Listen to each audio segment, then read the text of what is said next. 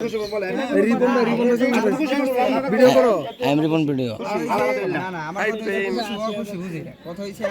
live চলতেছে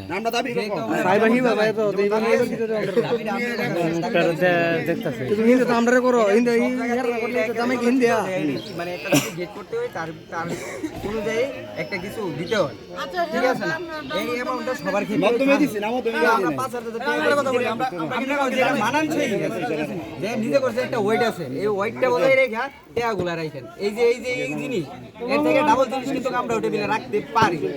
তার থেকে ভালো হইব নিজের ওয়েটটা বজায় রেখে এই যে এই জায়গায় জিনিসগুলো থাকা কেমন আল্লাহ বুঝাল আচ্ছা দেবে আর কোন কিছু না না না